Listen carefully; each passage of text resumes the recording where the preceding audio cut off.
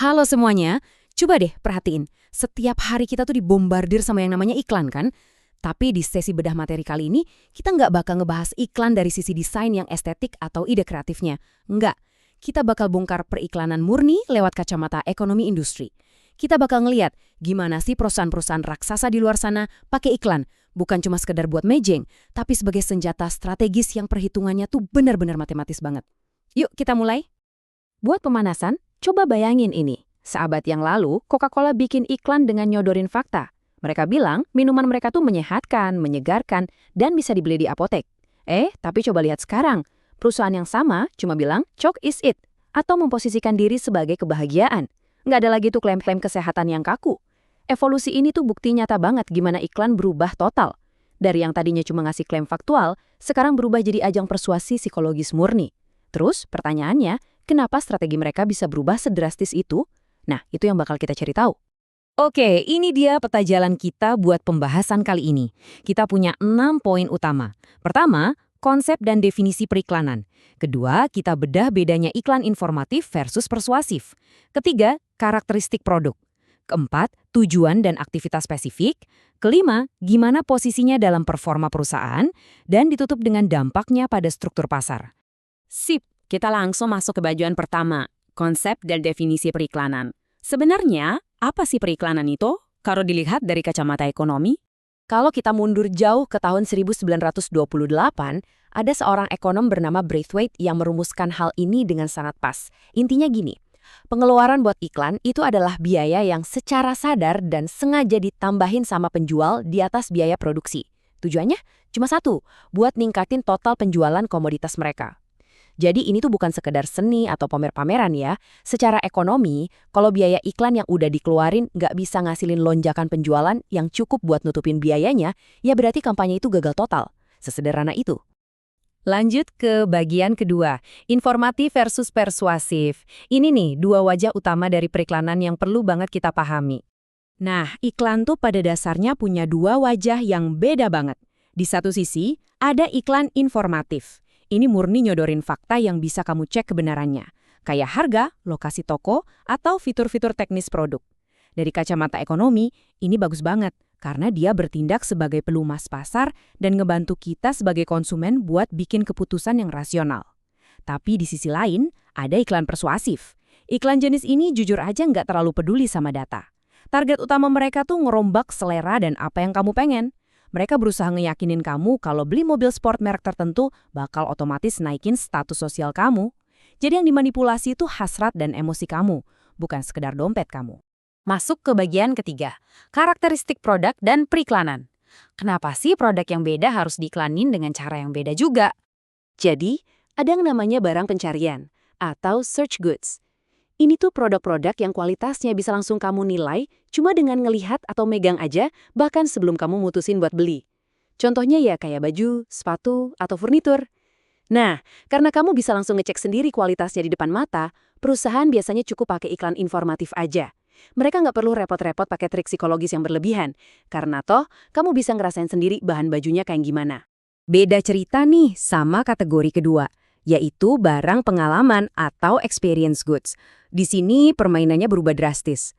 Kamu baru bisa tahu kualitas produknya setelah kamu beli dan cobain sendiri. Bayangin, kayak kamu beli makanan rasa baru, pasta gigi, atau nyobain mobil.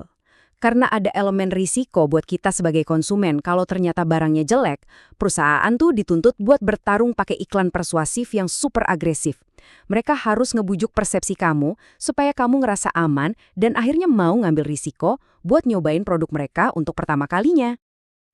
Dan yang terakhir, ini yang paling rumit, namanya barang kepercayaan atau credence goods. Buat produk atau layanan ini, kualitasnya susah banget dinilai bahkan setelah kamu menggunakannya, kecuali kamu punya pengetahuan khusus. Contoh paling gampang itu perawatan medis dokter atau jasa pengacara. Kamu pada dasarnya harus percaya buta sama si ahli kan? Makanya, iklan di sektor ini kerjanya ekstra keras. Bukan buat mamerin fitur atau harga diskon, tapi murni buat ngebangun satu aset yang harganya nggak ternilai, yaitu kepercayaan absolut dari diri kamu. Oke, sekarang kita ke bagian keempat, tujuan dan aktivitas spesifiknya. Di dunia bisnis yang kejam ini, apa sih yang sebenarnya pengen dicapai sama perusahaan lewat iklan? Gini, Pas sebuah perusahaan berani nyetujuin anggaran miliaran atau bahkan triliunan rupiah buat ngiklan, pasti ada target utamanya. Biasanya fokus ke 4 hal. Pertama, buat ngeluncurin produk atau layanan baru ke pasar.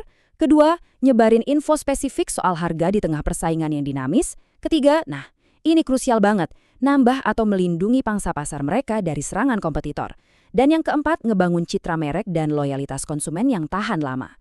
Loyalitas ini tuh ibarat benteng pertahanan yang super kokoh, sengaja dibangun buat nahan pemain baru yang mau coba-coba masuk ke wilayah mereka. Biar makin kebayang, coba kita lihat realitanya dari data di Inggris tahun 2008 ini. Coba perhatiin, rasio pengeluaran iklan untuk produk perawatan bayi itu ternyata nyampe angka yang fantastis banget loh. Hampir 40% dari total pendapatan penjualannya dipakai buat iklan. Gila kan? Sekarang coba bandingin sama industri mobil, yang cuma di angka 0,03%. Ini ngebuktiin banget kalau produk harian yang masuk kategori experience goods itu benar-benar bergantung sama bombardir iklan tanpa henti, cuma buat menangin keputusan kamu pas lagi jalan-jalan di lorong supermarket. Kalau kita ngomongin kekuatan pemasaran jangka panjang, kita nggak bisa ngelewatin kisah luar biasa aspirin dari Bayer. Bayangin, produk ini pertama kali disintesis tahun 1897, terus mulai dijual bebas di pasaran tahun 1915. Tapi hebatnya mereka nggak mandek di situ aja. Di tahun 1980-an, mereka merebranding fungsi aspirin ini jadi obat pencegah serangan jantung. Terus masuk tahun 1990-an, mereka berinovasi lagi dan ngeluncurin aspirin Protect. Ini tuh manuver bisnis yang benar-benar brilian. Gimana sebuah pemasaran yang konsisten bisa bikin produk dari abad ke-19 tetap ngerajai pasar modern kita sekarang. Kita bergeser sedikit ke bagian kelima, posisi iklan dalam performa perusahaan. Mari kita ukur dampak finansialnya secara lebih mendalam. Kalau kamu lagi duduk di kursi direktor, pertanyaan pamungkasnya pasti gini. Sebenarnya gimana sih iklan itu bisa secara real maksimalin laba kita? Apakah nyuntikin dana segar miliaran rupiah ke anggaran iklan itu benar-benar bakal sepadan sama lonjakan penjualannya? Atau jangan-jangan kita cuma bakar-bakar uang dan malah ngegerus margin keuntungan aja? Nah, ilmu ekonomi punya jawabannya lewat rumus yang namanya kondisi Dorfman-Steiner. Jangan pusing dulu, intinya gampang kok. Pengeluaran iklan yang paling optimal itu tergantung banget sama perbandingan antara seberapa sensitif konsumen kamu sama iklan dibandingkan seberapa sensitif mereka sama harga. Kalau pembeli kamu gampang banget tergoda sama iklan tapi cuek aja sama harga, ya udah gas terus dana pemasarannya. Tapi sebaliknya, kalau pasar kamu itu sensitif banget tiap kali harga naik sedikit aja, secara matematis jauh lebih masuk akal buat kamu motong harga jual daripada ngebuang uang buat bikin kampanye persuasif yang mahal. Masuk akal banget kan? Akhirnya kita sampai di bagian ke-6, dampaknya pada struktur pasar. Kita bakal lihat kelakuan iklan di pasar monopoli, oligopoli, dan persaingan sempurna. Ibaratnya gini, di pasar persaingan sempurna di mana semua produk, bentuk, dan rasanya sama persis, insentif buat beriklan tuh bener-bener nol besar. Ngapain buang uang iklanin komoditas yang bisa dibeli dari siapa aja dengan harga yang sama? Terus kalau di pasar monopoli, karena mereka pemain tunggal tanpa saingan, iklan cuma dipakai sesekali buat ngegedein total permintaan industri. Nah, yang paling brutal itu di oligopoli. Ini bener-bener zona perangnya. Di pasar yang dikuasai segelintir raksasa, insentif iklannya tuh paling tinggi dan paling buas. Kenapa? Karena mereka nggak cuma pengen ngegedein ukuran pasar, tapi juga secara agresif saling sikut buat ngerampas pangsa pasar saingannya. Makanya nggak heran kenapa merek smartphone atau mobil tiap hari ngebombardir kita dari layar gadget. Sebagai penutup dari bedah materi kita hari ini, saya pengen ninggalin satu pertanyaan yang lumayan provokatif buat kamu pikirin. Apakah periklanan persuasif yang tiap tahunnya nelen biaya ratusan triliun rupiah di seluruh dunia ini benar-benar pelumas pasar yang vital dan bawa manfaat nyata?